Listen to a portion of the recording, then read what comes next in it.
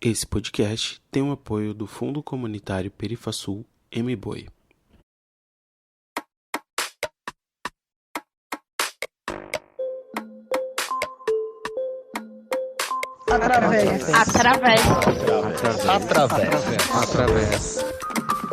Através o podcast.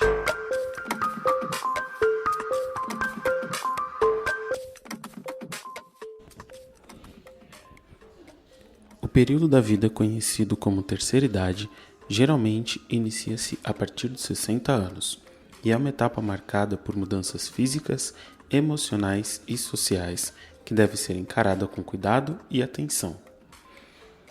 A manutenção na saúde, a prática do autocuidado e a realização de atividades que auxiliam os idosos a se manter ativos física, social e mentalmente irão auxiliar na manutenção da autonomia e independência desses indivíduos em seu dia a dia, buscando fornecer uma forma de manter uma vida saudável e feliz na terceira idade. Através da musicoterapia, os idosos ativos podem experimentar uma série de benefícios físicos, mentais e sociais, desfrutando de uma maior qualidade de vida, mantendo-se ativos, saudáveis e conectados com o mundo ao seu redor, na realização de atividades sonoro-musicais propostas pelos musicoterapeutas.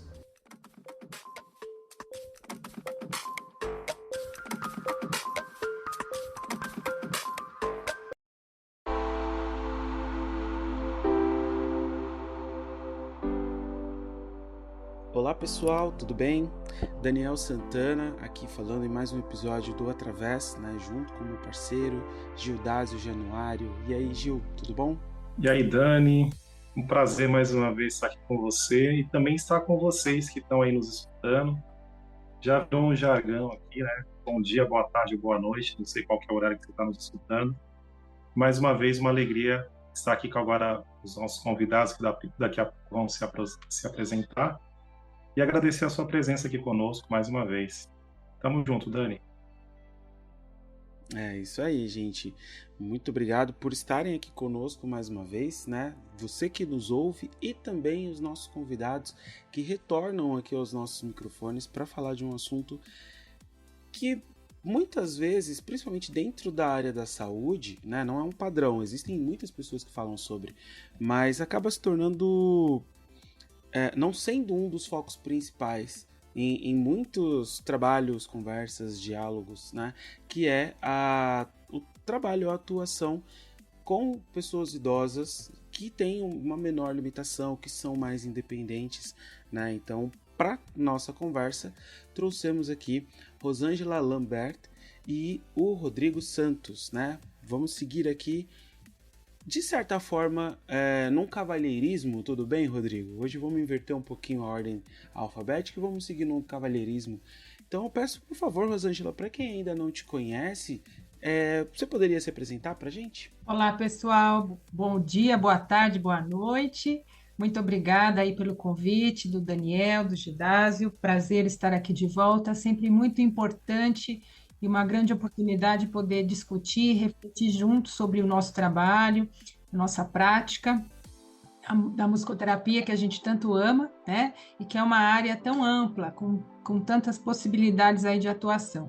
Eu sou musicoterapeuta, sou educadora musical, trabalho com a infância e com a gerontologia. E venho atuando no segmento da musicoterapia com idosos que estão ainda com com a sua funcionalidade, né, mais preservada, a sua cognição, e também já com idosos com algum comprometimento, mas não no nível severo. E as minhas crianças são os bebês, né, de 1 ano até 10 anos de idade. Maravilha, muito obrigado, muito bem-vinda, né? É um grande prazer receber você aqui com a gente novamente, né? Tanto eu quanto o Gil, acredito que eu posso falar por ele, mas, por favor, se eu estiver errado, me corrija, Gil. Somos grandes apreciadores, admiradores do seu trabalho, né? Acompanhamos, seguimos, né? E somos grandes fãs seus, né? Assim como o Rodrigo também, né? Que além de a gente acompanhar, seguir e admirar o trabalho, a gente tem um pouquinho mais de contato, assim, né? Uma amizade um pouquinho mais próxima, mas é uma admiração igualmente grande. E para quem não te conhece, Rodrigo, por favor, se apresenta aí pra gente. Bem, seguindo o jargão aí, bom dia para quem é de bom dia, boa tarde para quem é de boa tarde, boa noite para quem é de boa noite, né? O formato é sempre ótimo porque tem um alcance enorme, né? As pessoas podem se programar como querem consumir o conteúdo e eu sou um grande fã do Através, né? Lembro do primeiro episódio e já passei por aqui também. E é sempre uma honra receber o convite de vocês. Para quem não me conhece, eu sou Rodrigo Santos, sou musicoterapeuta social, atuo aí na rede socioassistencial da cidade de São Paulo, né, em alguns serviços que a gente, assim, eu e a Rosângela, a gente vai destrinchar um pouquinho aqui, né? Serviços que acolhem a pessoa idosa, né, e eu acho que é uma temática super importante, né? Super em voga agora. Estamos com um fenômeno, né? Como diz o Dr. Kalash, o que se tem de mais importante desse século é essa novidade do envelhecimento, né? O que antes era uma anomalia para alguns, né? Hoje vem se tornando uma realidade de modo geral e assim implicando em todas as suas questões sociais, psicológicas, familiares. E eu acho que é bem pertinente a gente trazer aqui. Então, é sempre um prazer estar aqui com vocês. Maravilha, o prazer é todo nosso, uma alegria enorme, né? Poder receber vocês aqui e conversar sobre esse tema que também nos encanta bastante, né? A gente vem, como você pontuou já, né, Rodrigo? A gente vem observando assim um avanço da longevidade, né, da expectativa de vida das pessoas. E é sempre importante a gente pensar nas estruturas, né? Como que a gente vai acolher, cuidar e integrar essas pessoas que em breve seremos nós também, né? Como que a gente tem, o que a gente tem de estrutura, quais são os programas que a gente tem, né? E até para a gente começar aqui a nossa conversa, eu acho que vale pedir para vocês comentarem um pouquinho sobre o trabalho de vocês, assim, como é que vocês têm desenvolvido, que tipo de local, de instituição, se é um local próprio ou não, né? As atividades, enfim, o que vocês puderem compartilhar um pouquinho sobre como vocês desenvolvem o trabalho de vocês. Bom, eu vou começar. Eu atuo, eu gosto, né? Eu acho que é didático e eu acho que contribui principalmente para quem não trabalha com idosos ou para a gente entender um pouquinho mais. Na legislação brasileira, os idosos são todas as pessoas a partir de 60 anos. Mas quem está na área da gerontologia sabe que esse é um marcador que não é completo, ele não basta, né, para definir as etapas do envelhecimento, são muitos fatores que estão aí envolvidos além da idade cronológica. E um ponto que a literatura gerontológica traz, ela traz uma subdivisão, então ela define em idosos jovens, que seria o idoso de 60 até aproximadamente 74 anos. Então, esse é o idoso que, teoricamente, ele está com a sua funcionalidade mais preservada, né? Ainda está mais ativo, mais autônomo. Tem o idoso velho, que seria a partir de 75 até os 85 anos. Aí, esse idoso, ele começa a apresentar aí alguma questão cognitiva ou física, e tem os idosos mais velhos, que seriam os idosos de 85 anos em diante, que são os idosos já com comprometimento, as demências no grau mais severo. Então, mais ou menos, né? Claro que tem as suas particularidades, mas esses três grandes grupos. Então, nas universidades abertas e nos núcleos de convivência, a gente encontra normalmente os idosos mais jovens, esses de 60 até os 70 e poucos anos. Os CDIs, eles têm um grupo bastante heterogêneo, né? Inclusive, eu estou atuando aí no meu segundo ano, no mesmo CDI que o Rodrigo atuou por, acho que 5 anos, né, Rodrigo? Então, tem um grupo bem heterogêneo. Então, lá a gente tem pessoas com cognitivo totalmente preservado, mas com questões físicas, né? Então, não podem ficar sozinhos em casa. E tem também a outra questão, o idoso que está com seu físico ok, tem a sua independência, né, autocuidado, mas o seu cognitivo já apresenta alguma questão, algum transtorno neurocognitivo. Então, a gente trabalha aí nessa faixa dos idosos já 70 e tanto, né, 70 e poucos anos, até os 90 anos, tem idosos lá de 87 anos, e os idosos mais velhos, que é o último grupo que a literatura define, normalmente são os idosos institucionalizados que estão nas ILPIs, que é a Instituição de Longa Permanência de Idosos, né? Porque nos CDIs, que é o Centro Dia para Idosos, os idosos ainda moram com a família, eles vão para casa no final do dia e no final de semana também ficam com as suas famílias.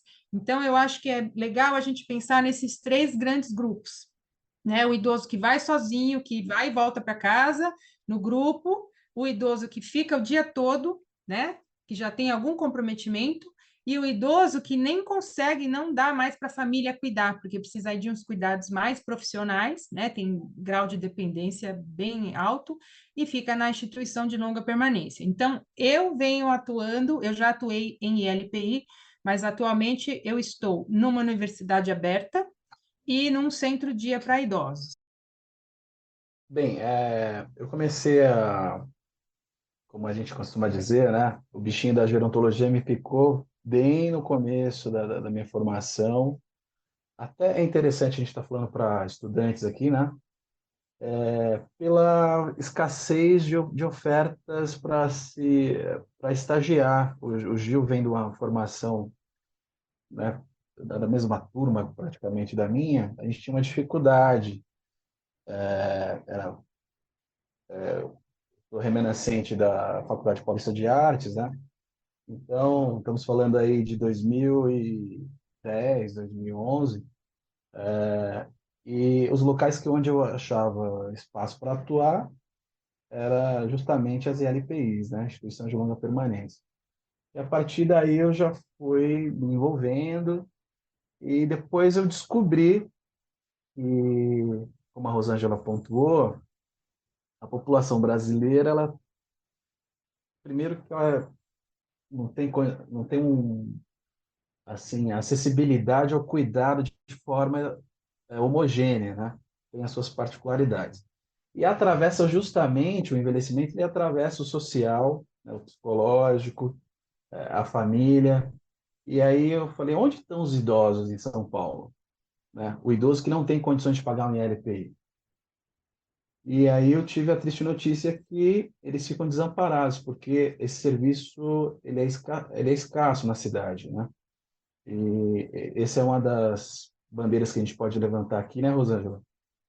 Das autoridades, das pessoas, né, da ação civil, se mobilizarem para pressionar, né? Fazer política mesmo para a pessoa idosa, porque uma família que não tem condições de pagar um ILPI, né, e precisa trabalhar, como que faz? Como que fica essa questão do cuidado desse idoso? Então, aí, quando eu fui para a rede socioassistencial, eu me deparei, né, com esses serviços e teve um movimento já, que antes nem isso tinha, mas ainda é muito pouco. E foram os CDIs, né, o Centro de Dia para Idosos, como a Rosângela colocou, como se fosse uma força paralela aí para auxiliar a família nesse cuidado. Eles ficam, né, de segunda a sexta para aliviar aí a carga do cuidador, né?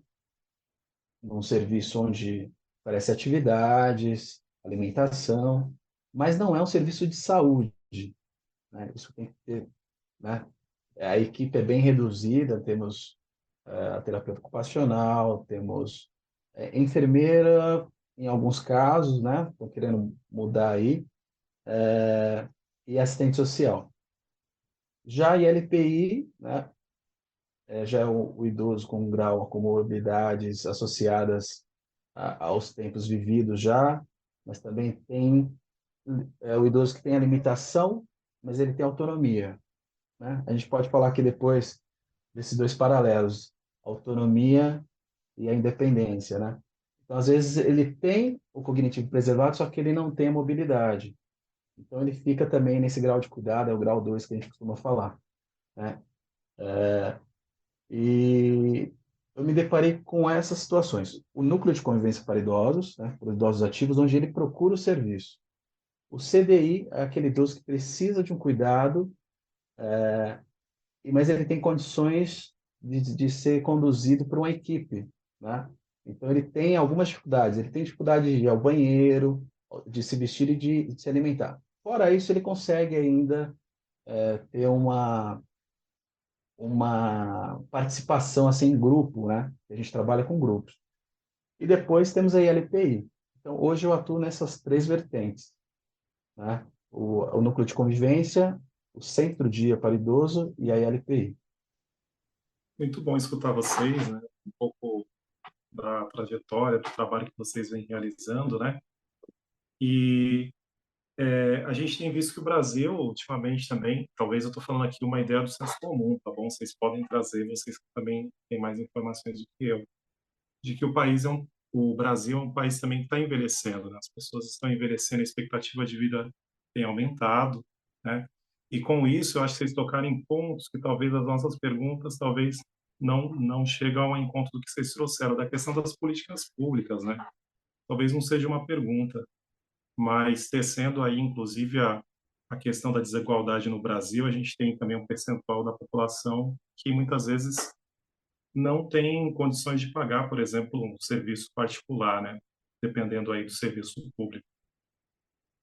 Mas não é essa a pergunta que eu gostaria de fazer. Eu gostaria que vocês também trouxessem um pouquinho do trabalho, como que é realizado o trabalho de musicoterapia nesses espaços que vocês trouxeram, né?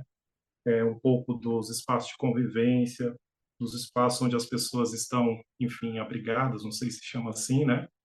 E um pouco dessa questão da política pública, porque me chamou a atenção um pouco daquilo que vocês trouxeram já nessa primeira contextualização de vocês. Bom, eu gostaria de comentar algo que eu acho que é extremamente importante e que tem a ver com toda a questão econômica, política, é, que é a questão da promoção, né? A gente fala assim, prevenção e promoção de saúde. Esses conceitos, eles são diferentes, mas eles estão relacionados.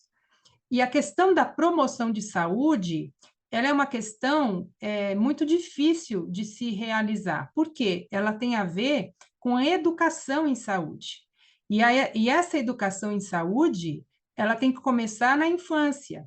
E ela tem que passar pela vida na sua amplitude, na sua integralidade. Então, é na família, é na escola, é na mídia, né? Porque, por exemplo, uma educação em saúde que acontece de maneira efetiva num país, o idoso, quando chega lá, né, ele vai ter menos problemas, porque ele foi educado a fazer atividade física, né, a se alimentar. Não estamos falando só de questões, claro, se alimentar bem é mais caro, é tudo muito complexo, né?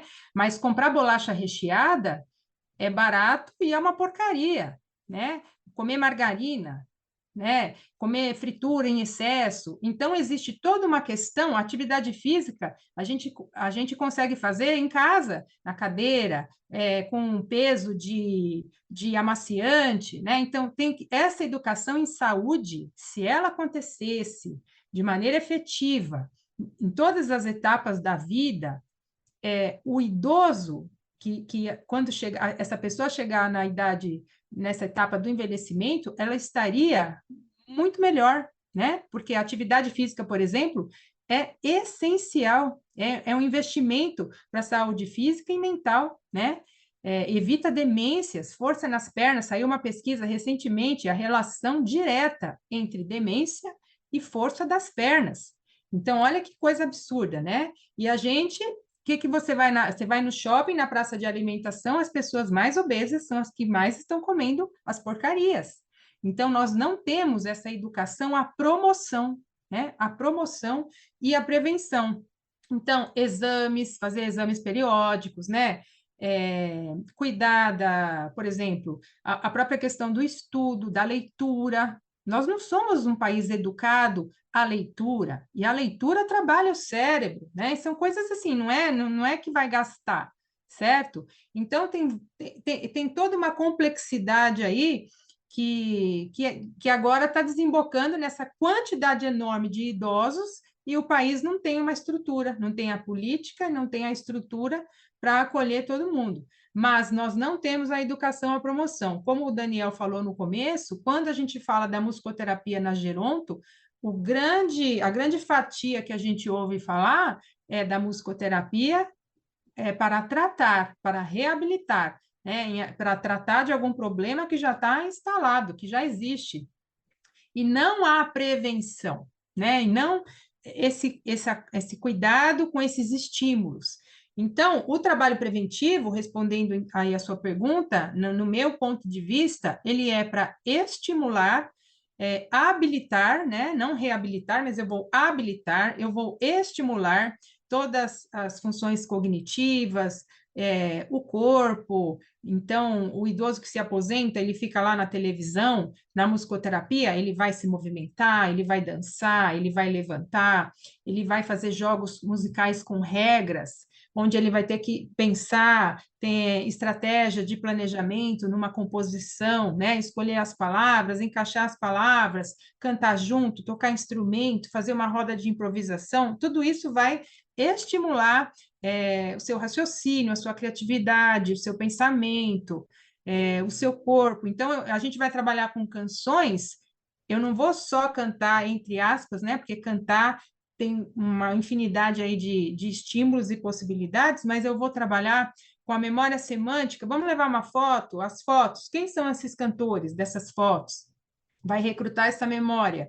De quem são essas vozes? Vamos completar a letra? Vamos propor uma situação, uma lembrança, uma memória episódica dessa música, né? Vamos tocar um instrumento junto, vamos fazer uma coreografia, vamos fazer uma percussão corporal, vamos fazer uma paródia. Então, tudo isso a gente vai na música, né, estimulando para desenvolver, para criar novas sinapses, para convidar esse idoso a conhecer coisas novas, a ter experiências novas, e tudo isso é muito positivo, né? Porque eu acho que vem de encontro a um propósito, a um entusiasmo pela vida, né? A vida continua, tenho que continuar buscando o meu propósito, ser feliz, conhecer coisas novas, ter novas experiências, fazer novos amigos, né? Uma ressocialização nesse grupo. Então, eu acho que é mais ou menos por aí. Pegando o gancho da Rosângela, eu acho que a questão do envelhecimento no Brasil, ela não teve tempo para se organizar, né? Um país em desenvolvimento, a Europa teve esse tempo maior de refletir, adaptar a cidade, as estruturas. Nós estamos falando aí de um país colonizado, com todas as suas mazelas, né? E isso através social também por isso, né? Esse atraso e essa dificuldade em se educar na promoção da saúde, a gente sabe que são N fatores, né? Mas existe um movimento que eu acho que está começando a querer trabalhar com envelhecimento, que é importante, e estamos na década do envelhecimento, né? De 2021 a 2030, teve um acordo, né? Uma carta, onde foi passado aos governos para se dedicar uma atenção, né? A OPAS, né? As Organizações Pan-Americanas de Saúde, traçaram 4 pilares, que é justamente o quê?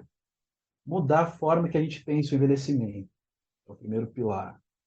Ou seja, se aposentou, acabou, né? Sendo que a gente tem uma questão aí da longevidade a cada dia mais evidente, como esse idoso vai viver mais anos nesse tempo que ele tem, né? Então, a gente tem uma pessoa que trabalha, se aposenta com 60 e poucos anos, 65 anos, e ele tem digamos, uma sobrevida de mais 30 anos. O que fazer com esses 30 anos, né? Ou também como chegar, porque a gente sabe que a gente vai viver muito, mas com qual qualidade, né? Então, isso também é oneroso ao Estado, né? Como esse idoso, ele vai ser um idoso acamado, ele vai ser um idoso que precisa de cuidado, vai ser oneroso para a família, para o Estado.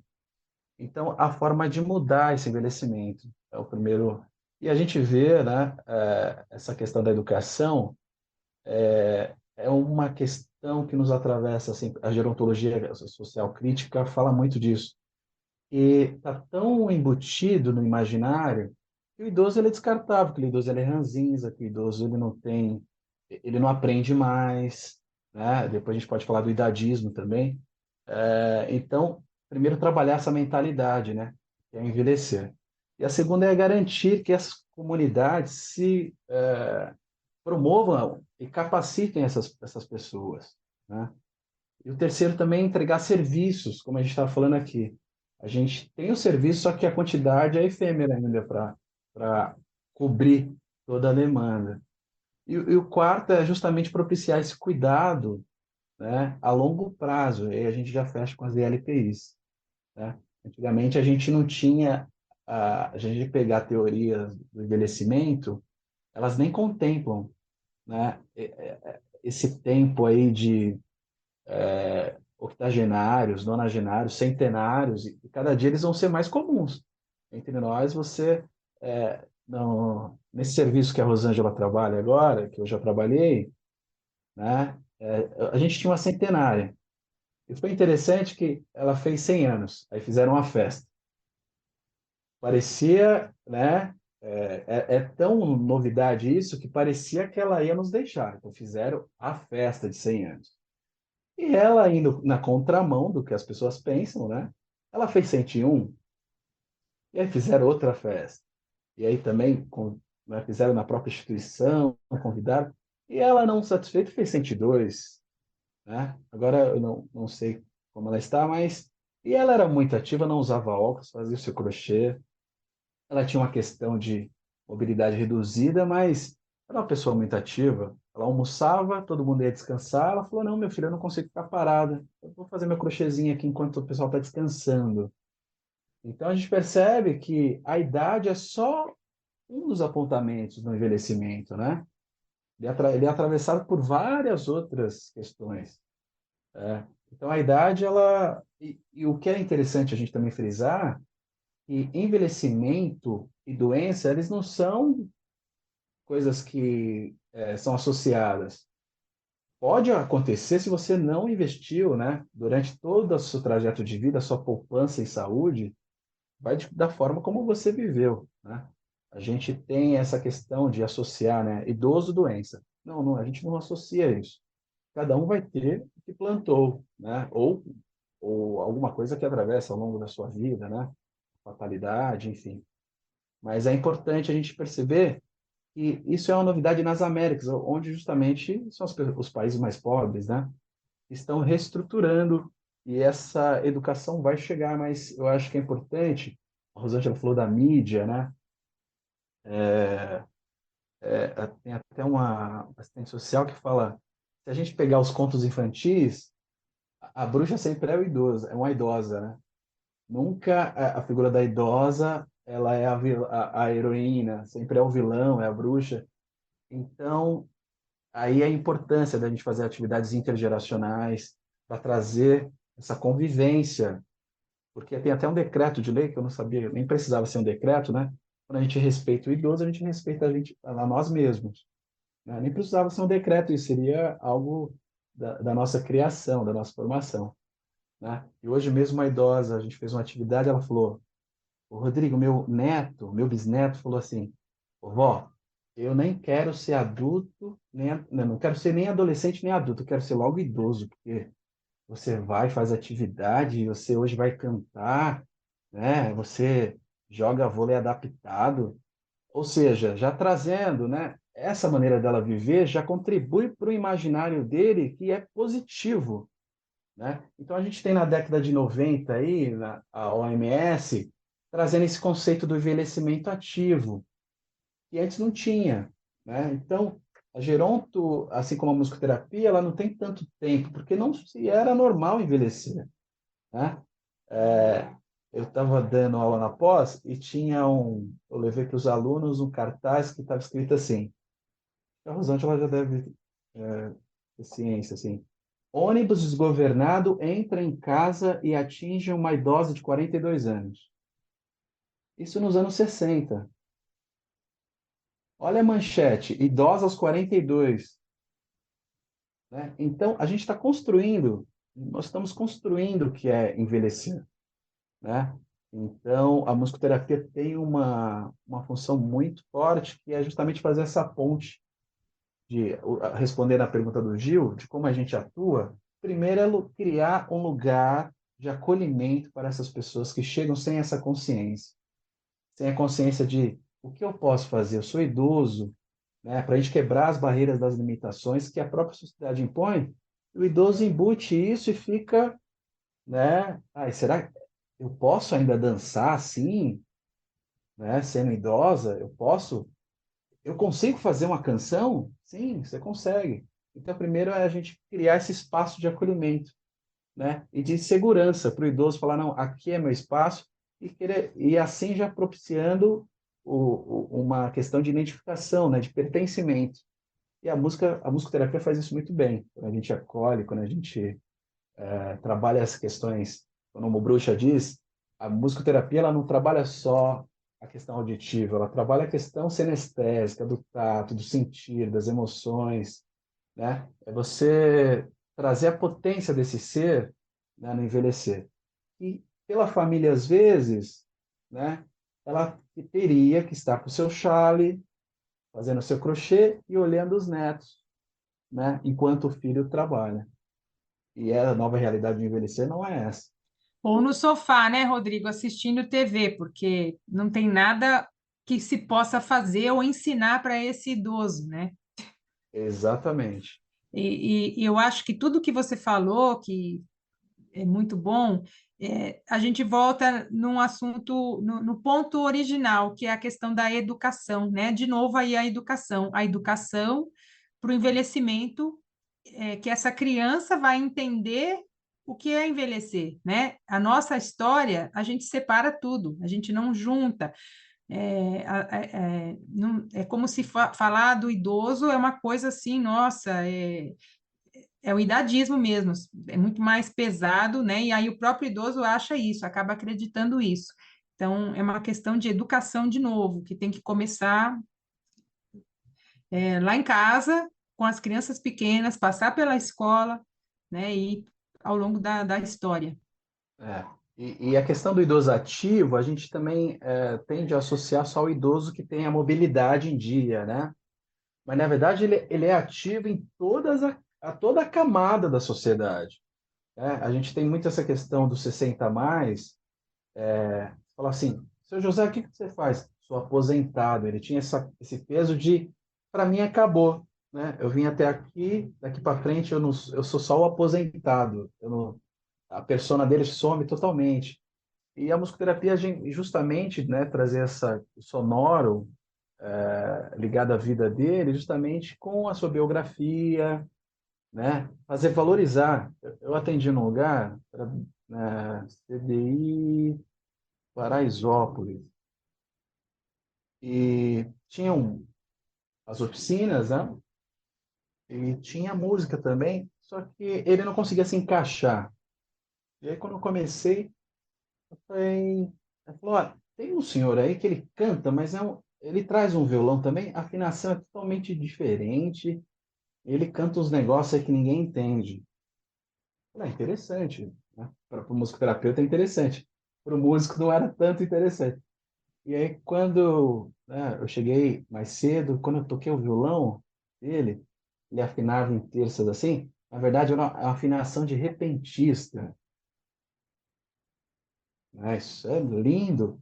E aí, quando eu comecei a aplicar a ficha musicoterapêutica, eu falei, de onde o senhor é? Eu sou de Pernambuco, meu pai era vaqueiro, e aí ele era um grande cantador de aboio, né? Então, aquela coisa de melismas, assim, com afinação diferente. E, na verdade, quando ele viu que eu valorizei aquilo, ele se transformou. Ele começou a ter mais acesso ao grupo, começou a se colocar melhor na roda. Então, a musicoterapia tem essa função de valorizar, né, a música centrada na pessoa, e com o idoso é resgate dessa história sonora dele, tá? E isso faz a diferença, porque em casa, às vezes, ele convive com outra geração e esse apoio nunca vai ser ouvido pelo neto ou pelo filho, né? Que eles estão na música da geração deles, e não acontece essa valorização. E às vezes é justamente no atendimento que a gente consegue resgatar isso.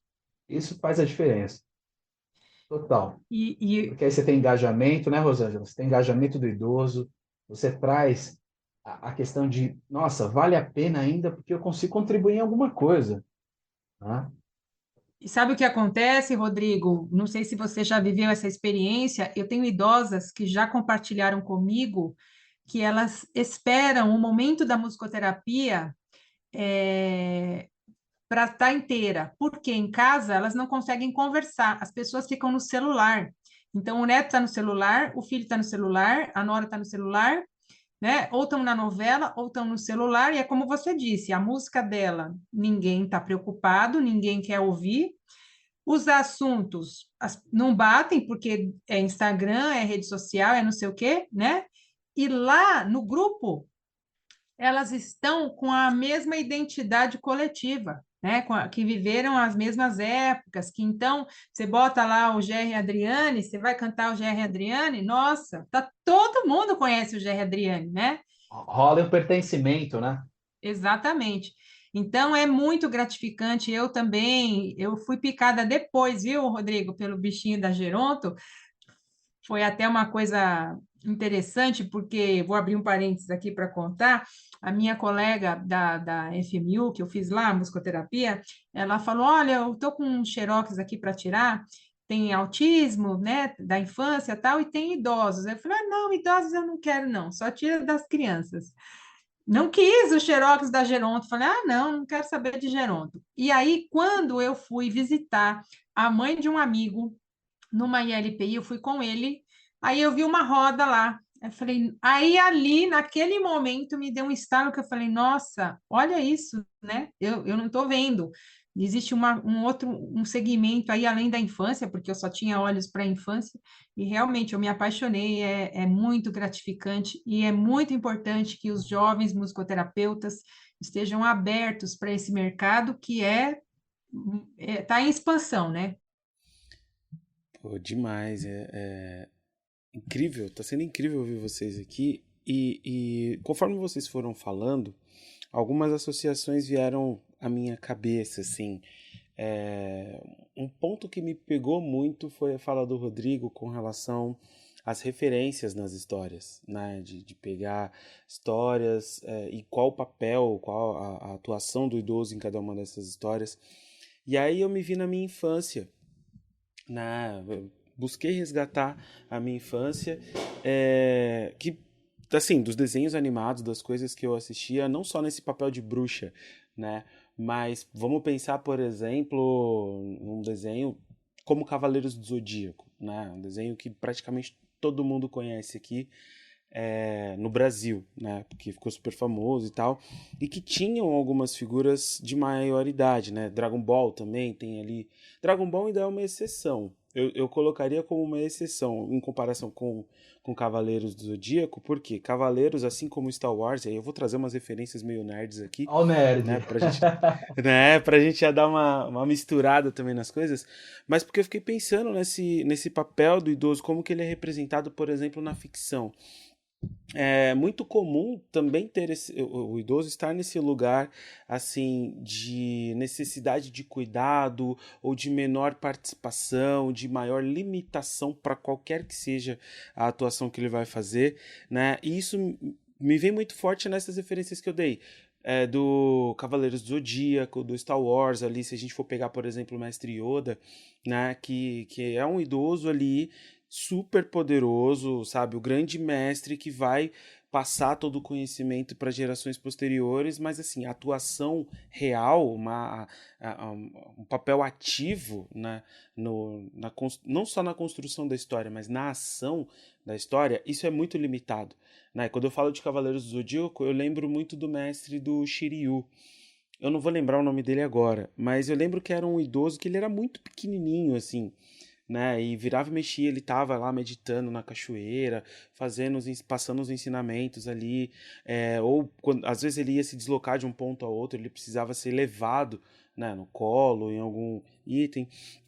E aí eu fiquei pensando nesses detalhes aqui e eu fiquei muito feliz de lembrar de uma referência mais ou menos recente, né? Porque já tem aí pelo menos acho que uma década que esse filme foi lançado, que é do Up.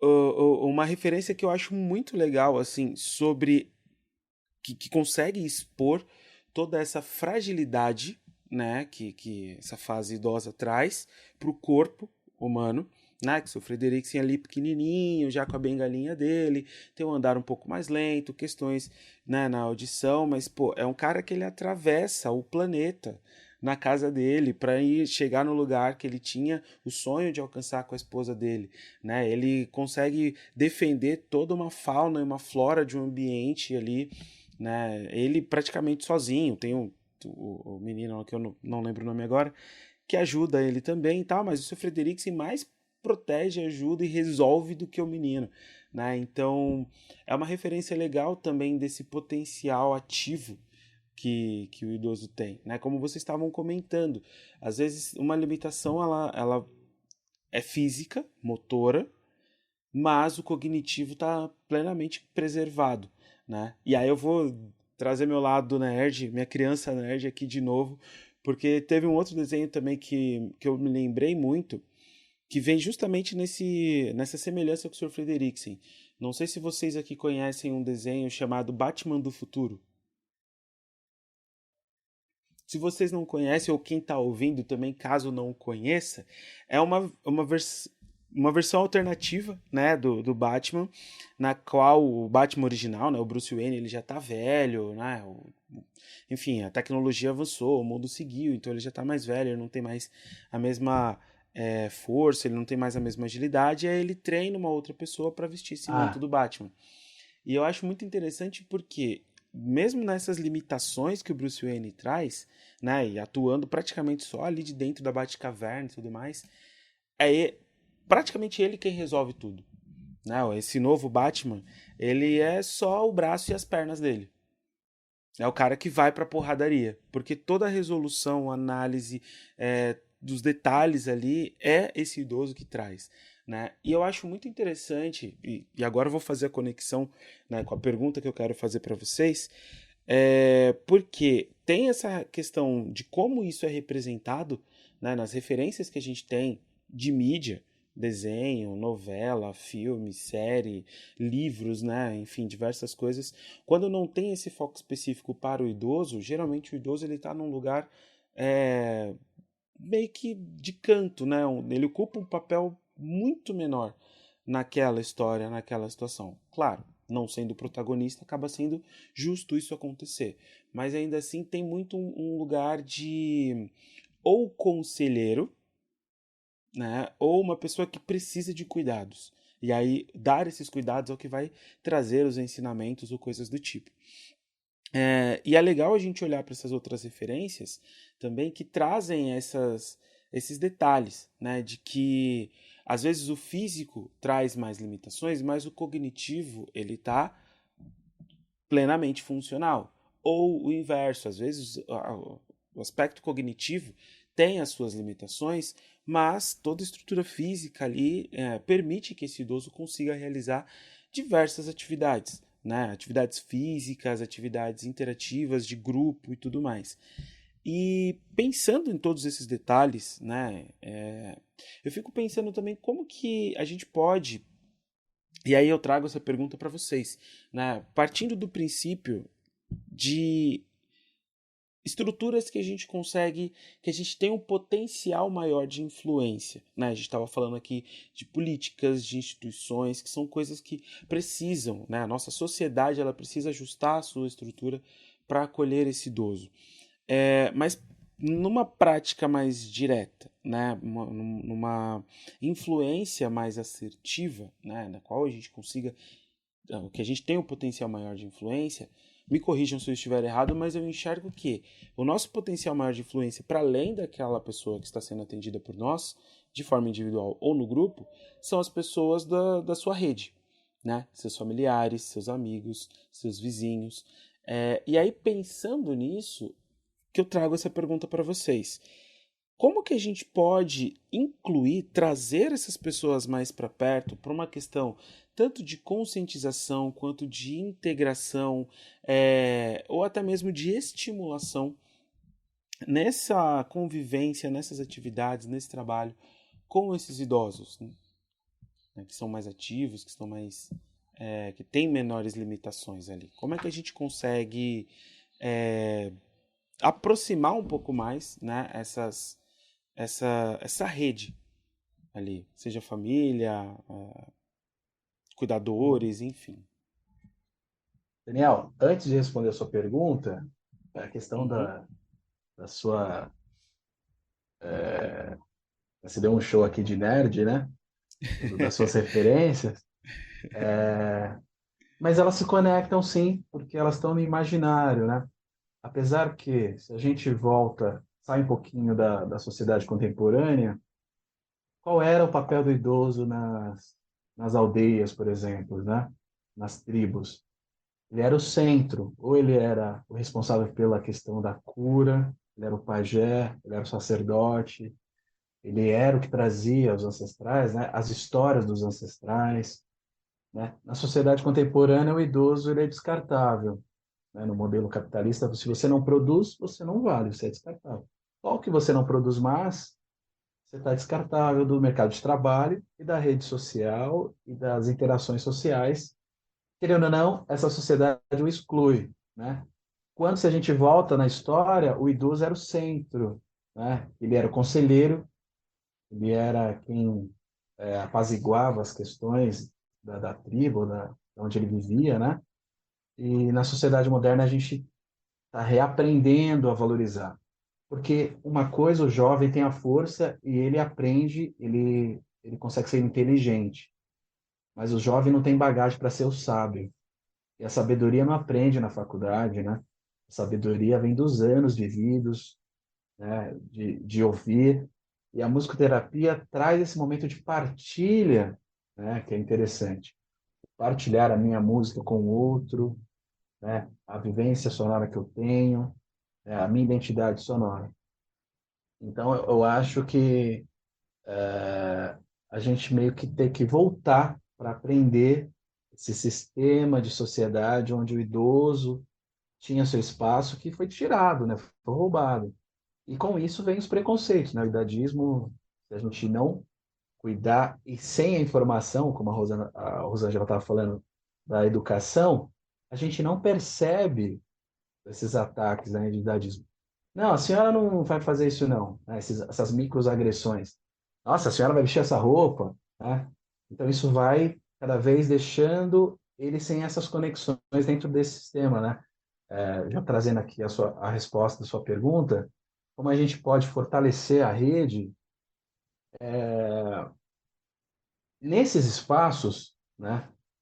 Se traz esses conceitos, primeiro aí eu tenho até aqui, o guia prático de direito da pessoa idosa, né?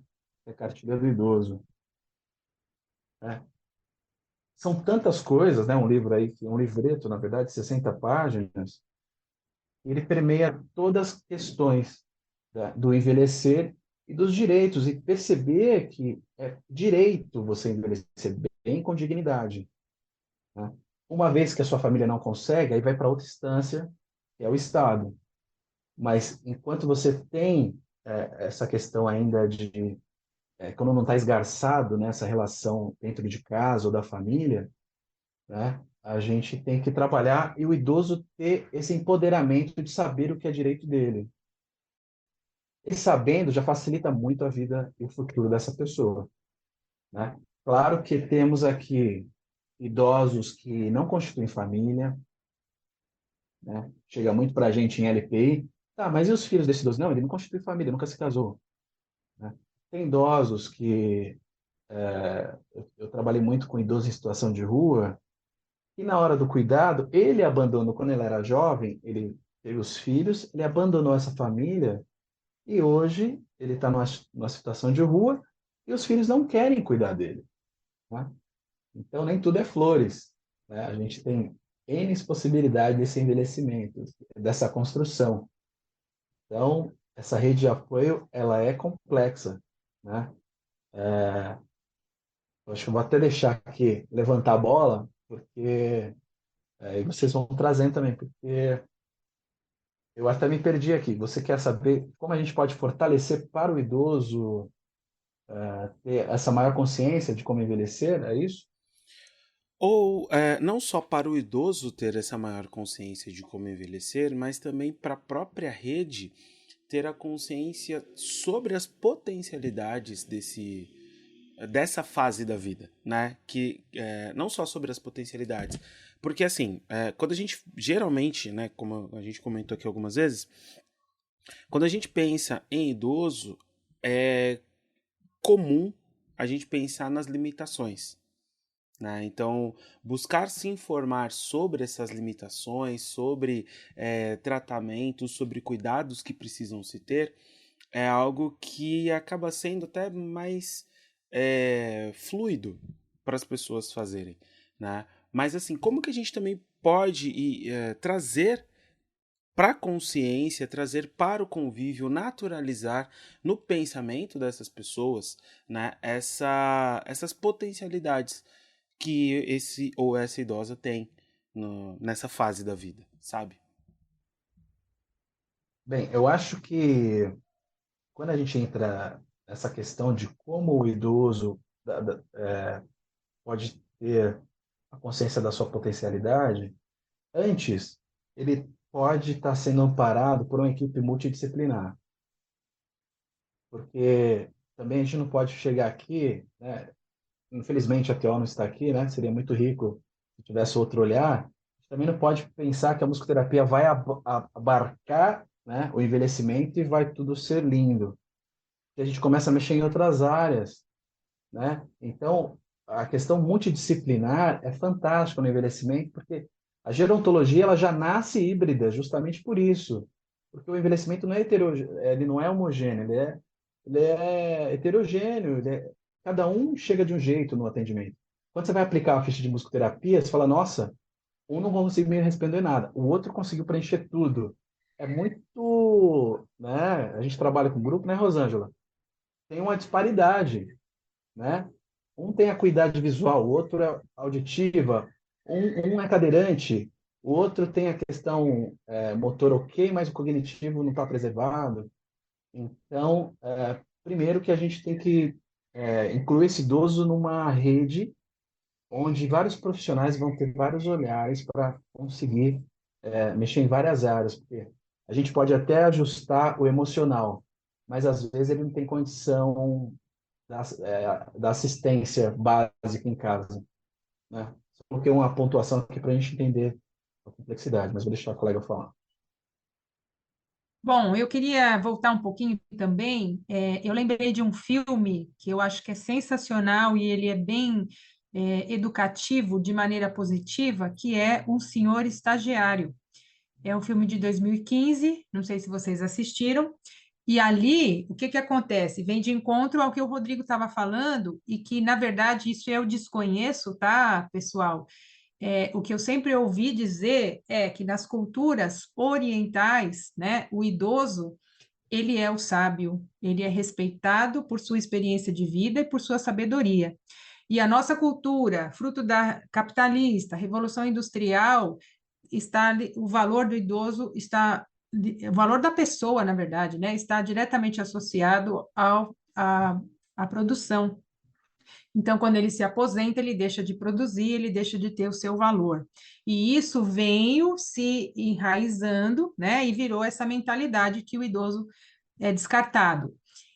Então, nesse filme, é uma grande reviravolta, porque era uma moça super bem-sucedida, super inteligente, super competente, e que um mero estagiário que ela foi obrigada a contratar, né, dá um show de sabedoria e muda a vida dela, transforma a vida dela, porque com a sabedoria dele de vida, ele consegue ajudá-la a enxergar de uma forma mais ampla, né, de fora, com maturidade, com serenidade, com experiência, e consegue ajudá-la. E ela se dobra àquela experiência, ela reconhece que ele tinha essa sabedoria, né? Então, esse filme é muito bacana.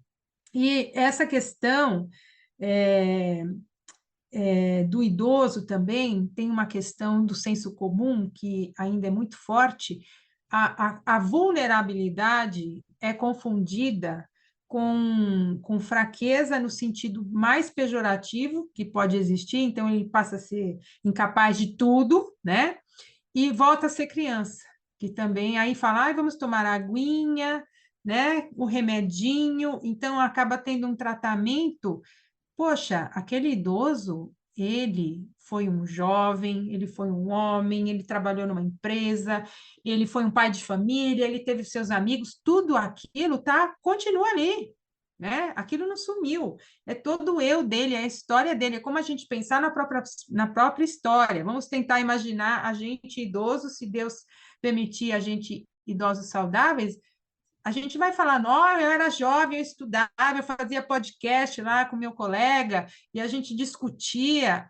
Tudo isso está lá dentro do idoso, a gente não pode nunca imaginar, por um momento sequer, que esse idoso volta a ser criança. De jeito nenhum. A criança, eles estão na contramão. A criança está descobrindo o mundo. E o idoso, ele olha para trás, ele tem toda essa sabedoria, toda essa história de vida, toda essa experiência, que talvez ele esteja quieto porque não tem ninguém para escutar, estão no celular, estão na rede social, mas ele tem muito a dizer. Ele tem muito a dizer. E lá na musicoterapia, ele diz, porque lá ele se sente seguro, amparado, acolhido, escutado, né? E uma coisa que eu fiz, que você falou sobre talvez como a gente poderia mostrar para a nossa rede, né, o poder desses idosos, a voz desses idosos, lá no grupo do programa da Idade Ativa, eu fiz alguns vídeos, né? As idosas têm celular, porque elas são idosas que estão aí ativas, elas têm o seu celular, e nós fizemos vídeo, elas tocando, elas cantando, elas fazendo paródia, e elas mandaram para as famílias. E isso foi sensacional. Por quê? A filha falava: Não acredito, mãe, você está tocando? Mãe, você está fazendo isso? Mãe, né? Então, foi muito legal, foi muito rico, porque é como essa filha subestimava a capacidade da mãe, porque a mãe está velha, e porque foi isso que ela aprendeu pelo senso comum, por essa mentalidade do senso comum, né? Então, a gente ali conseguiu expandir, né, o que elas produzem ali para suas famílias. E foi, assim, riquíssimo, porque elas se sentiram muito é, se autovalorizaram, né? Se reconheceram assim, nossa, realmente, olha, minha filha está reconhecendo aí que, olha que legal, olha que eu fiz, eu estou tocando instrumento, eu estou cantando, eu estou fazendo coreografia, eu estou criando música, né? Então, eu acho que essa é uma coisa que a gente pode tentar, né? Lá no Centro do Dia também, acho que quando o Rodrigo estava lá, final do ano, o coordenador lá pediu para eu fazer alguma apresentação musical, né? Então eu tive também a oportunidade de, antes de apresentá-los, dar uma palavra, explicar um pouquinho do trabalho, o que que a gente fez. E eu acho que tudo isso, aos poucos, é uma forma de educação, dessa educação que eu estou falando, né? Educação para o saber, educação para a consciência, porque as pessoas, a gente não pode também culpar, não sabe, e vai saber como, vai saber de onde, vai saber de quem, né? Porque os governos estão ocupados com outras coisas. Então, até que ponto elas são culpadas também, né? É todo um sistema complexo que a gente é engolido, né? É muito difícil falar onde é que começa, onde é que termina e de quem é a responsabilidade, né? Então, é realmente muito complexo. Pegando um gancho da fala da Rosângela, eu lembro que eu trabalhava na LTI, a gente está falando sobre idosos ativos, mas, querendo ou não, o envelhecer, as velhices se encontram em algum momento, né? E tinha uma equipe muito redonda, assim, né? Assistente social maravilhosa, psicólogo e tal. E mudou a gestão. A pessoa era administradora, enfim. Nós estávamos acostumados das pessoas que trabalhavam com a gente ter uma ideia gerontológica, uma educação gerontológica, onde infantilizar o idoso é algo muito grave, né? Sabe aquela gíria, respeite minha história, né? É isso. Você não respeita a história do idoso, fala, parece, ele é criança, né? Virou criança, ele usa fralda, então ele virou criança. Isso a gente tem que combater severamente para não ficar esse senso comum, né? Para encobrir a necessidade do idoso. Assim como a criança tem a sua necessidade, o idoso também tem a sua. Uma delas é o respeito pela história dele. E aí um trabalho fantástico, né? De propiciar a autonomia do idoso. Tem uma hora do almoço, essa pessoa chega e falou assim: tá gostoso o papá, dona Fulana? Né? Aí parece que o nosso mundo veio abaixo, né? Nossa, 2 anos de trabalho suado para a gente, né, trabalhar essas questões de autonomia do idoso, vem a pessoa e solta essa frase, essa pérola, né? E também que ela está carregada também do capacitismo, que é terrível, né? Como a Rosângela falou que a filha se espantou com a possibilidade da mãe tocar, compor, né? E eu, na minha trajetória, fiz algumas intervenções assim, né? Eu trabalhava ali na Lapa, tinha um teatro Caceda Becker, e aí falaram assim, Rodrigo, final de ano, falei, eu queria ocupar os espaços aqui da comunidade. E tem. Tem um teatro aí, não sei se a gente pode conversar. Falei, vamos conversar. E aí cederam um espaço para a gente, né? E aí eu levei os idosos lá, fizemos uma apresentação e eu sempre, né? O terapeuta tem que ter essa consciência que ele só conduz, ele está ali para caminhar junto, né? Ele não promove a cura, mas ele promove uma cura diferente de dentro para fora e acompanha o idoso, né, nesse degrau da vida. Né? Um dia a gente sobe dois, a gente desce um, e a gente acompanha. E a gente, em alguns momentos, vê esse florescer. Né? E a idosa pegou o microfone assim e falou: eu nunca tinha subido num palco, eu nunca fui ao teatro, muito menos imaginei eu estar no palco apresentando algo para os meus netos. Né? E a família estava ali. E aí você tem, né? As famílias saíam meio chocadas, assim, falei, nossa, né? Minha mãe no teatro e no palco e, né, com a função assim, cantando, trazendo um poema, um jogral, enfim. Então abala as pessoas porque as pessoas estão nesse lugar de ver o idoso, né, nesse lugar do capacitismo que não podem, não pode se aventurar muito, né? E eu acho que o que a gente contribui para o envelhecimento ativo é justamente trabalhar isso preventivamente, já, né, abrindo essas possibilidades, né?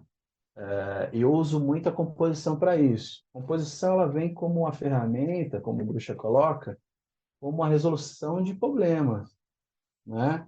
Então eu estou no grupo, qual é? Aí pinta uma temática, é a saúde, né? Eu peguei uma conversa no corredor, falou a idosa, não, porque o SUS é aquilo.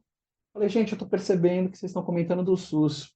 Por que a gente fazer uma composição no SUS? Né? E aí trouxe essa temática, e aí foram trazendo, não, que na pandemia eu fiquei desassistida, se não fosse o SUS, e aí vem a musicoterapia comunitária, né? Eu montei um projeto onde a gente ia compor uma canção para o SUS e iríamos na UBS apresentar para os colaboradores do SUS. Isso foi hoje, inclusive, né? Então saiu um shot, né? Uma canção e descobri que uma das idosas fazia musicalização, duas, na verdade. Uma ficou na zabumba, outra ficou no triângulo, né? E o grupo atrás cantando. Primeiro que a intervenção, né, musical num espaço de saúde, ela é algo fora, né? Então, a gente ficou no pátio, quando eu liguei o violão na caixa e tal, quem estava doente se levantou para ver o que estava acontecendo, quem estava passando na rua parou para entrar, e é isso. A musicoterapia tem uma ferramenta, e se o profissional souber usar, ele propicia o protagonismo. O idoso, para ser ativo, ele tem que ser protagonista, essa é a palavra. da sua própria história, e ela tem ela reflete na família que o via como, né, aquele idoso ou infantilizado, ou incapacitado, tem ali digamos aqui, um tapa na cara da realidade. Nossa, ela ainda consegue fazer isso.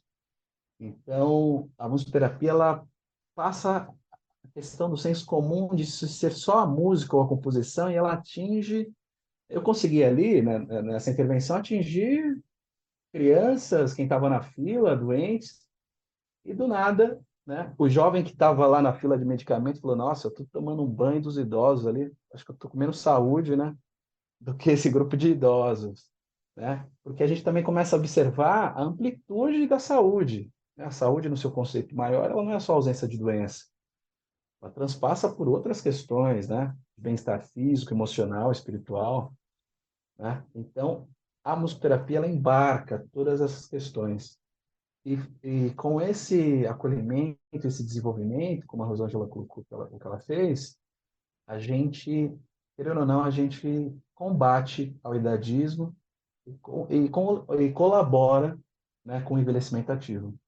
Que é esse idoso ativo e engajado nessa construção dessa sociedade futura, né? Tipo assim, eu estou idoso, mas estou deixando a minha marca, né? Eu não sei até quando eu estou aqui, mas eu posso falar o que é melhor para a minha idade. Então, tem os fóruns da pessoa idosa. Em São Paulo tem o fórum da terceira idade, agora fugiu o nome, mas ninguém melhor do que falar o que é envelhecer pelo idoso mesmo, né? O que é envelhecer, você pergunta para o idoso, né? Então, é essa participação ativa das políticas públicas e do fazer na sociedade e, consequentemente, vai refletir em casa também, né? A filha que imaginava a mãe, né, já estava meio esquecida, do nada ela aparece tocando um instrumento, cantando, fazendo uma atividade. Gente, eu estou aqui escutando vocês falarem e para mim, acredito que para o Dani também, hoje está sendo uma aula, né? Escutar vocês falarem, trazerem esses assuntos. E assim, eu comecei a refletir sobre o que vocês estavam trazendo e vocês trazem muito na fala de vocês as questões das políticas públicas. Então, política pública também é um bichinho que está perto de mim aqui a todo momento, nos trabalhos também que eu acabo realizando. E aí eu comecei a refletir que hoje nós falamos muito da infância, né, da criança e do adolescente, mas precisou de um estatuto da criança e do adolescente para que as crianças e os adolescentes fossem reconhecidas como tal. E aí ainda tem até aquelas conversas, mas antes a gente podia bater e hoje a gente não pode bater mais, o estatuto não deixa, mas nunca foi permitido também, né? Existem outras formas de educar uma criança. E eu chamo atenção nesse assunto porque foi uma política pública. E aí, se eu tiver errado, vocês me corrijam. Em 2003, então, nós temos aí o advento do Estatuto do Idoso, né? E aí, quando vocês estão trazendo tudo isso, eu vejo que talvez o meu ponto de vista, eu posso estar equivocado, mas a sociedade ainda está num processo também de aprendizagem, né? Assim como estamos ainda entendendo por que que não bater numa criança, o que que isso traz para uma criança. E todas as questões que vocês trazem, né, do o etarismo, o idadismo, né, infantilizar um idoso, por que a gente está discutindo esses assuntos? Porque isso é importante, né? Porque para além de uma política pública, é importante olhar ele como um sujeito de direitos.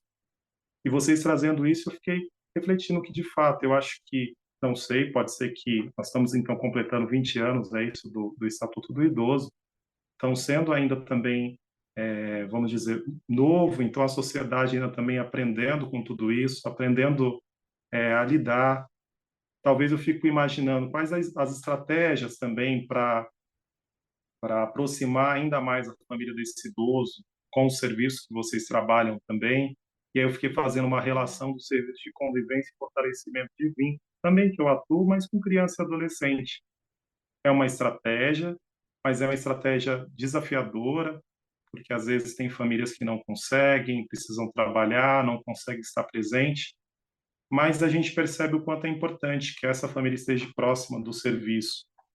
Eu vejo aqui que dentro da política pública vocês trouxeram, né, o CDI, aí eu fiquei também pesquisando ILPI, Aí eu sei também que tem tudo NCI, todas essas siglas que terminam com idoso, né? Centro de referência, núcleo de convivência, instituição de longa permanência, alguns deles dentro da proteção básica, outros na proteção especial. Talvez a minha pergunta é bem mais simples de tudo isso. Eu estou só tecendo para dizer da importância da política pública, né? Da importância, inclusive, para que as pessoas também vão olhando e falam, opa, não é adequado esse linguajar. Inclusive, a gente também pode falar, inclusive, da sexualidade do idoso também, que por muitas vezes também, porque ele é idoso, né? Pô, pai, ô mãe, né? E eu fiquei lembrando de tudo isso que vocês trouxeram, que eu também, meus pais, né? Meu pai achei muito legal, bonitinho, fez 70 anos, ganhou uma viola. E ele falou, não, vou aprender a tocar viola. Eu falei, pô, pai, isso aí, vai mesmo, vai mesmo. E aí peguei lá o violão e ele, aprendi aqui, sabe? Aprendi uma nota e todo feliz, parecendo que meu filho de 5 anos que acabou de ganhar o carrinho e aprendeu mexendo no controle remoto. Fazendo só uma aproximação aí da questão da descoberta, sabe? Do novo. Mas eu acho que vocês devem ter vários desafios dentro do trabalho que vocês realizam, e eu já vi que vocês trouxeram isso também na fala de vocês. Mas quais as estratégias ou qual o desafio de aproximar essas famílias, os filhos, netos, ou a família que está próxima, desses idosos que participam dos trabalhos que vocês realizam? Quais as estratégias ou quais os desafios? Poxa, é difícil muitas vezes que a família muitas vezes não acompanha. Então, do ponto de vista de vocês, quais as estratégias, quais os desafios vocês enxergam, inclusive, para envolver essas famílias, esses cuidadores, nesse trabalho que vocês realizam aí com os idosos? Olha, eu gostaria de falar o seguinte, pensando aí nas coisas que você falou, queria complementar uma fala do Rodrigo, que ele falou logo no começo a- dos anos 90, né, Rodrigo? A política do envelhecimento ativo, que tinham 3 pilares. E em 2015 saiu o quarto pilar, que aí vem de encontro, Gildásio, à experiência do seu pai, que é aprendizagem ao longo da vida, né? Então, sempre, enquanto há vida, há movimento, né? E a gente é inacabado, e a gente se faz todos os dias, né? Então, a gente sempre tem coisas para aprender, todos nós, e em todas as dimensões aí da nossa vida. Sobre essa questão, eu vou te falar o seguinte: a minha experiência, tanto com as crianças e como com os idosos, é assim. Eu acho que nós estamos num processo, né, de educação, é um caminho. Eu acho que tem coisas muito positivas que aconteceram, que foram conquistadas e que vêm sendo conquistadas, é que é a passos lentos, né? É difícil, demora. Então, a gente vê uma diferença ao longo de muito tempo, mas devagarinho não está parado, as coisas estão acontecendo, então, conquistas já estão sendo feitas, né? E uma delas, eu acho, que é esse rigor com relação ao respeito. A palavra idadismo, as pessoas nem conheciam, etarismo, egeísmo, agora já se fala mais. Poxa, o que que é isso, né? Então, eu acho que hoje as pessoas estão mais atentas às palavras que vão escolher, né, ao respeito mesmo. Claro que isso é lento, então é de novo a questão da educação, né? A educação é complexa, ela leva tempo, mas devagarinho a gente está evoluindo. É, o Estatuto é uma conquista, sem dúvida, né, de 2003, e o que eu queria falar, que você perguntou agora, é, eu acho o seguinte, claro que se a família do meu idoso for educada, né, entrar nesse processo e entender, reconhecer o valor da mãe, do pai, que o pai está ali e é o pai, né? Aquele pai que teve sonhos, que teve tristeza, que fez história, que viveu um monte de coisa, que sabe um monte de coisa. Mas assim, o meu objetivo, né? Eu trabalho para aquele idoso. E se aquilo vai ecoar e reverberar, eu chamo de lucro, entende? Mas para mim é a mesma coisa a minha criança, porque eu trabalho com um bebê de 1 ano e meio, ele não sabe falar. E o meu trabalho talvez vai aparecer lá na frente em uma coisa que ninguém vai associar com o meu trabalho. Então, é um trabalho, às vezes, que some, né? Que se some assim ao olho de quem está ali acompanhando aquela criança. E o idoso a mesma coisa. Então, se eu fiz bem para aquela semana, a musicoterapia reverberou para aquela idosa ser mais confiante, ser mais animada com a própria vida, querer ser protagonista, querer fazer as suas escolhas, pode ser que a família nem associe com a musicoterapia, mas não faz mal, né? Para mim, realizou o objetivo, que é afetar a vida de quem está comigo. É nesse sentido que eu acho. Claro, se puder mostrar, puder educar, é ótimo, mas é difícil, né? É complexo. A questão com as famílias é sempre uma questão complexa, né? Porque famílias, né? Bem plural, mas eu acredito, das experiências, principalmente em centro-dia, né? Centro-dia para idosos, onde a família ela é parceira também do serviço, né? Então, querendo ou não, quando a pessoa ela é usuária desse serviço, meio que o gerente, né, a equipe técnica já reza o Pai Nosso, ó. Então é o seguinte, você não vai depositar seu idoso aqui e sumir, né? Existe a nossa responsabilidade, existe a responsabilidade sua, que é o quê? Acompanhar, né? O idoso vem, ele vem tipo, como se fosse uma agenda, né, do que ele fez, as intervenções, solicitação da saúde, consultas, né? E, e é uma construção, né? Eu acho que o envelhecer, por isso que eu acho que saiu um decreto, né? Quando a gente respeita o idoso, a gente respeita a nós mesmos, porque seremos nós amanhã em algum desses serviços ou acolhido por alguém, pela família ou não, tá? Então, é girar essa consciência de que amanhã você também será um idoso. A gente vem de uma cultura que tem a adoração à beleza da juventude, né? A gente tem que desconstruir isso, onde só é possível quando a gente é jovem.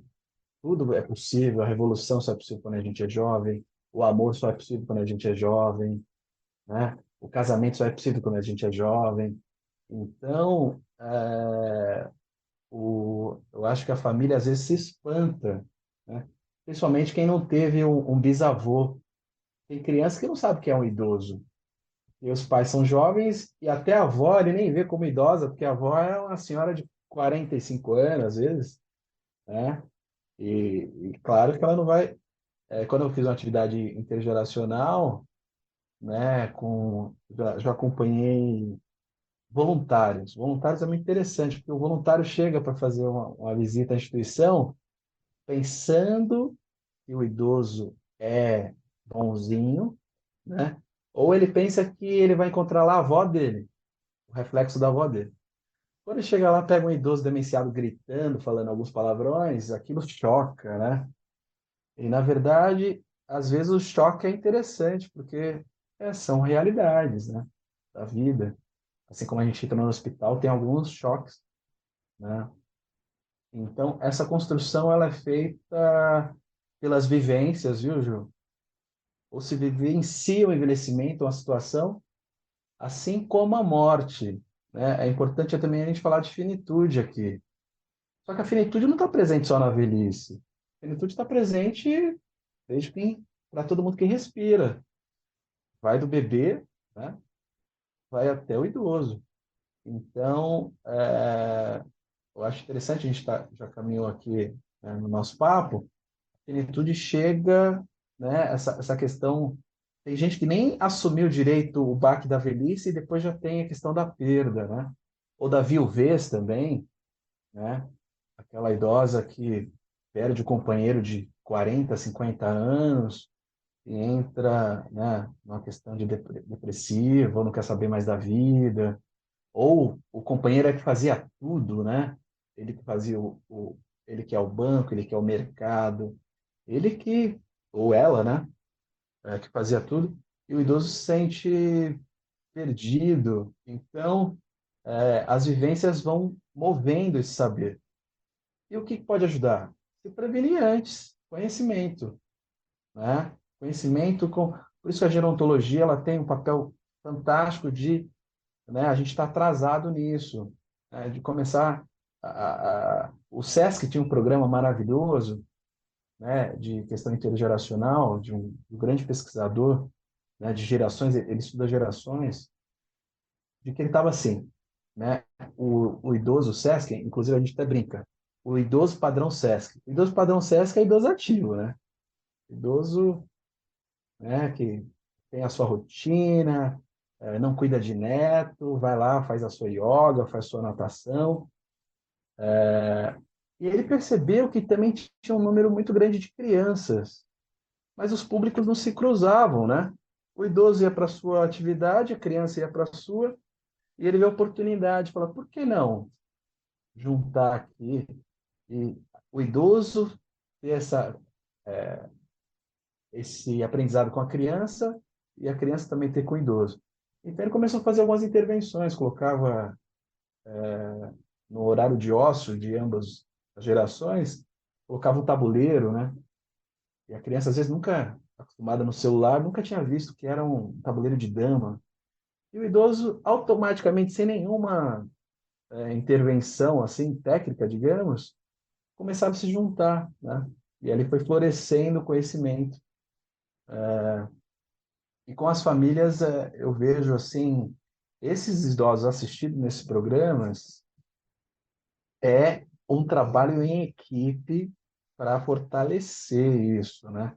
Eu cheguei em instituição que na hora da reunião de família tinha 3 familiares. E aí o gerente falou, não, vou ter que sortear um negócio aqui, porque não é possível. Só deixa o idoso aqui e não vem saber como o idoso está. Né? Outra questão também que a gente tem que combater é que os centros-dias, por exemplo, para idosos, eles são associados a creches, né? Ah, você trabalha na creche para idoso, você deixa lá e o idoso pega depois? Ou não, aqui a gente não trabalha com creche. Aí entra naquela questão de infantilizar, né? Mas você vê que hoje é um termo, a gente tem todo um trabalho de consciência gerontológica para moldar essa pessoa, esse olhar, né? A pessoa não consegue reproduzir centro de dia para idoso, ela prefere falar creche, porque isso já está associado ao senso comum dela. Então a gente tem que ir lá com a educação. Não é creche, é centro de dia para idosa, que a gente respeita a vida do idoso, a trajetória dele, né? Então é como explicar o que é musicoterapia. Você está chegando na área da gerontologia, se prepare, além de responder o que é musicoterapia, o que é o envelhecimento. Então, fica a dica. Sabe que é triste que na contramão de toda essa luta, desse caminho por uma educação, por uma conscientização, tem a grande, monstruosa, enorme, poderosa indústria da beleza, né? A dermatologia, a farmácia, Anti-velhice, né? anti-envelhecimento, produtos anti-envelhecimento, dito em letras garrafais no horário nobre, produtos anti-envelhecimento. Grandes desafios aí, né? Que seguem sendo enfrentados. Tá vendo? A construção Sim, social. exatamente. Gente, é muito rico, eu acho muito rico poder refletir sobre tudo isso, né? Poder revisitar, dar uma atenção para esse nosso olhar e como a gente tem enxergado, como a gente tem trabalhado, não só quem atua diretamente, né? Mas eu acho que esse é um episódio importante também para nós que não atuamos com idosos, mas que de uma forma ou de outra convivemos, né? Seja na família, seja no dia a dia, às vezes no ambiente de trabalho, né? Uma pessoa um pouco mais velha e tudo mais. Então acho que a gente trouxe aqui reflexões muito importantes, né? Uma amplitude nesse olhar que a gente tem e que vai sendo construído sobre o idoso na nossa sociedade, né? E eu tô falando assim um pouquinho no passado, né? Porque infelizmente a gente está chegando ao final aqui do nosso episódio, né? Uma conversa que não só é necessária, como também teriam e trariam inúmeros tópicos, né? A gente pontuou aqui, a gente pincelou diversas coisas super importantes que fazem parte, né, não só dessa realidade do idoso, mas de uma realidade social, pensando que essa sociedade também irá e está envelhecendo, né? E para a gente terminar, eu acho que foi um episódio, assim, eu sempre penso quando eu trago, ou quando o Gil traz essa questão, né, quando a gente puxa alguma lembrança, né, pede para vocês compartilharem dentro do possível algum perrengue, e eu sempre destaco a questão da humanização do perrengue, né, que o perrengue nos traz. Só que eu acho que hoje nem cabe tanto destacar essa humanização, porque eu acho que esse foi um episódio de humanização, né? Foi um episódio que, assim, ao mesmo tempo que ele trouxe um olhar importante para as vulnerabilidades, né, e para as necessidades que existem na relação do e com o idoso, também trouxe muito dos potenciais que se tem nisso, né? E com vulnerabilidade ou com potencial, a gente acaba passando por situações inusitadas ali, né? E aí eu gostaria de saber de vocês, se vocês podem compartilhar algum perrengue, alguma situação assim, que na hora deixou vocês meio sem saber direito o que fazer, e hoje vocês já olham assim com mais humor, com mais carinho, com mais, enfim, com uma outra experiência, né? Com outro olhar para essa situação. Olha, eu tive poucos perrengues na minha experiência, eu diria. E o que eu me lembro, assim, eu já até contei para você uma vez, foi uma idosa que me agarrou de maneira muito forte, assim, ela até me machucou, e eu fiquei parada e eu pedi ajuda, porque eu não queria lutar com ela. Ela estava, assim, num surto e ela me agarrou de uma maneira muito intensa, ela me machucou e eu fui socorrida. Né? Porque eu não quis me debater, eu não quis me mexer, eu achei que poderia ser pior, né? Então, esse dia eu fiquei bem nervosa. Então, esse acho que foi o mais sério. Aí, eu já passei, assim, situações de idosos que pegam os meus materiais, coloca no bolso, né? Acho que o Rodrigo vive bastante isso, é bastante comum, né? Coisas pequenas, né? E às vezes eu falo, olha, eu falo para o cuidador, fulano de tal tá com meu ovinho no bolso, depois você pega, né? Porque às vezes a pessoa tá, você tá com o seu José, tá? Eu tenho um meu instrumento, não tá.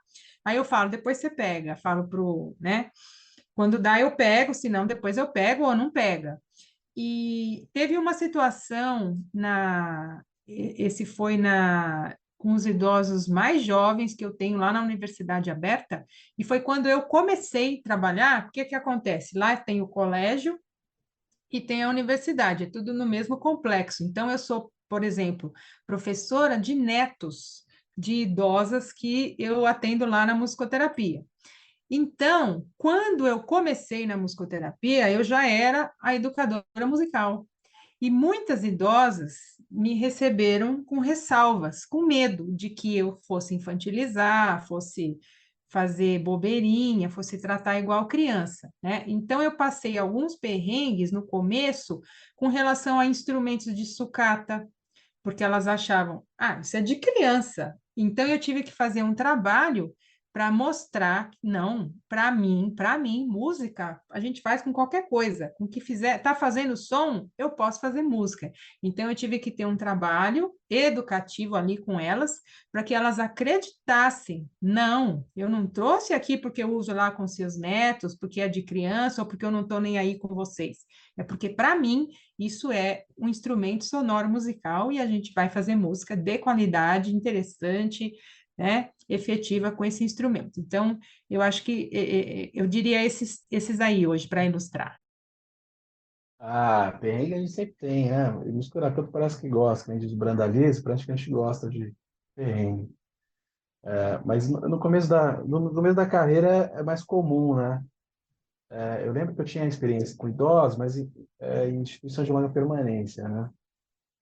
E aí eu estava começando no social, e aí alguém viu meu trabalho e falou, você não queria fazer uma intervenção? Intervenção não, né? Eu tive que corrigir a pessoa. Geralmente a pessoa fala, você não queria tocar lá para os meus idosos? Ela fala, intervenção musical com o seu grupo? Pode ser. E na minha concepção, né, seriam idosos como eram os idosos da ILPI, né? Da prefeitura, tal, você não quer ir lá? Tudo bem. Eu também, Rodrigo, eu gosto, assim, de, às vezes, ocupar esses espaços para levar a bandeira da musicoterapia, mostrar a diferença entre o músico e o musicoterapeuta, né? Quais são os objetivos e tal. E aí preparei meu set, né? Portátil, e pensei, deve ser idosos, no máximo 20, 30, no máximo. Era da prefeitura. Quando eu cheguei no espaço, eu vi uma muvuca, assim, né? Falei, o que está acontecendo aqui? Eram idosos ativos de um núcleo de convivência. Tinha umas 100 pessoas, cara. Né? Falei, Jesus amado, o que que eu vou fazer? Ela falou, Rodrigo, você precisa de algum apoio? Ele falou, não, eu levo o meu instrumento, minha bateria, meus instrumentos. Aí eu me vi diante de 100 idosos, sem microfone, né? E com objetivos totalmente diferentes do que eu tinha pensado, porque eu falei, começo de carreira, né? A gente traça uma linha. O que é idoso? Idoso é idoso, padrão ILPI. E aí foi a primeira vez que conheci os idosos ativos, já caindo do cavalo, né? Enfim, um tombo maravilhoso. E aí eu falei, Jesus, o que tem que pensar agora, né? Primeiro que eles são, pensa assim, o intervalo de uma escola, as- os alunos ficam alvoroçados. O idoso é a mesma coisa, quando tá junto, idoso ativo junto, é a mesma coisa, né? E aí ela falou, você não quer... E aí, tá com você agora. Ali não tem bruxa que te salve, né, meu? Aí você tem que pensar numa saída. Então, esse é um perrengue que... O que eu aprendi disso? Que toda intervenção, a gente tem que saber o lugar que vai ser, qual ambiente, quantidade do grupo, se você consegue dar conta dessa demanda ou não, né? O seu apoio, se você precisa de um microfone ou não, instrumentos que você vai usar, né? Que tipo de intervenção, se é coletivo ou não. Mas aí eu pensei nas rodas, nas cirandas. Ciranda sempre salva. Quando tem muita gente, ciranda sempre salva, né? Fica a dica. Então a gente fez uma ciranda e deu tudo certo. Mas eu acho que foi um perrengue, assim, que na hora... Hoje eu consigo contar tranquilamente, mas eu fiquei abalado por um tempo. Foi um Ó, perrengue. nós estamos chegando então no final. Mais uma vez aqui, agradecer vocês por gentilmente estar aqui conosco, gravando mais esse podcast conosco. Foi muito bom escutar vocês falar da prática de vocês, né? Ao longo da nossa conversa aqui, vocês já foram trazendo algumas dicas super importantes, mas antes ainda de encerrarmos, se vocês quiserem deixar mais algumas outras dicas que talvez sejam importantes para quem está nos ouvindo, quiserem deixar também as redes sociais de vocês, esse espaço é de vocês. E mais uma vez, muito obrigado, Rosângela, muito obrigado, Rodrigo. A casa também é de vocês, sejam muito bem-vindos, tá bom? E é isso. Eu que agradeço, foi um prazer, sempre uma rica oportunidade. E o que eu diria é assim, para a gente parar de falar as pessoas e dizer eu, dizer nós, né? Então, as pessoas não sabem, mas o que eu posso fazer, o que eu posso estudar, o que eu posso aprender, o que eu posso estar aberto a mudar, né? Eu acho que primeiro isso. É, e acreditar que envelhecer é um privilégio, né? É um privilégio. Então, que a gente tem que cuidar, tem que buscar desenvolver essa educação gerontológica que o Rodrigo falou no nosso meio, né? Na nossa rede, e sempre buscar mais conhecimento, porque é muito complexo, envelhecer é complexo, né? Não tem um perfil de idosos, é tudo plural, é tudo multifacetado, tem N fatores envolvidos, então a gente sempre tem que buscar formação, né, para que a gente possa estar preparado para responder dúvidas, responder até ceticismo, né, responder a ceticismo, que a gente tem muito isso no trabalho, né, gerontológico. Para quê? Já está velho mesmo, né? Então tem muito ceticismo. Então eu acho que o conhecimento, ele é uma arma, ele acaba, ele ganha força para a gente convencer as pessoas que é importante, que tem seu valor, que tem seu propósito e que é o caminho, porque o mundo está envelhecendo. Obrigada, gente. Foi um grande prazer para mim. Para mim também foi um grande prazer, né? Primeiro estar em companhia de pessoas que eu admiro, né? A dupla aí que veio para ficar, Daniel e Gildas, os dois atacantes aí do podcast, né? Que tá fazendo muito bem para o nosso campo de conhecimento. E para quem está chegando agora, eu fiz até questão de anotar, porque na minha formação, primeiro que era outra época, era outra década, né? Então a gente não tinha a preocupação e a demanda não estava vindo desse jeito. Mesmo assim, estamos passos curtos ainda, né? Mas é melhor do que estar parado, estamos em movimento. Devagar, mas estamos em movimento. Então, para quem está chegando, tem algumas coisas assim, por exemplo, no YouTube tem um canal que chama O que rola na Geronto, né? 4 grandes especialistas trazem atualizações, né? E muito conhecimento de vários olhares do conhecimento da Geronto. Eu acho que para quem está chegando, sempre não vai ter só um profissional falando, é um enfermeiro, um assistente social, é um geriatra, é um gerontólogo, né? É um educador físico, né? E pode ser um musicoterapeuta também, mas é sempre assim. É isso que mais me atrai na Geronto, é isso. É a diversidade de olhares, né? No Instagram também, para quem quer tomar um choque do que é envelhecer, tem as avós da razão. São duas senhoras que conversam numa mesa de bar e fala sobre sexualidade, fala sobre como é namorar depois dos 70, né? Dá dica de filme, de como que era a questão de namoro na época delas e como que é agora, fala de política. E é bom para a gente quebrar esses paradigmas que a gente tem, esses estereótipos, né? De filme, tem Elsa e Fred, de série tem Grace e Frank, né, que é uma série maravilhosa de duas idosas na Netflix, que é um tema super atual.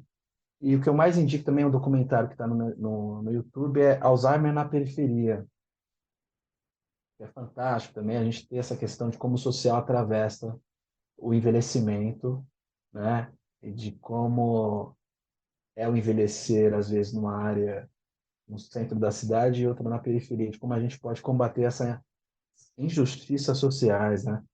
O musicoterapeuta social ele tem que estar a par do que está acontecendo, de como esse envelhecimento chega até ele, de como ele pode propiciar aí, como a Rosângela disse, pelo seu conhecimento, envelhecer digno, ativo, que faça diferença aí na sociedade e nos prepare aí para dias melhores. É isso, gente. Muito obrigado por hoje. Eu acho que uma última sugestão barra solicitação, né, que eu acho bacana de fazer, é caso o pessoal queira conhecer um pouco mais do trabalho de vocês, né, se vocês puderem deixar rede social, algum contato, né, se eu não me engano, a Rosângela recentemente, eu não sei se foi um livro seu ou uma participação, né, Rosângela, que você teve de publicação recente, né, então para quem quiser conhecer um pouco mais, como é que pode encontrar vocês?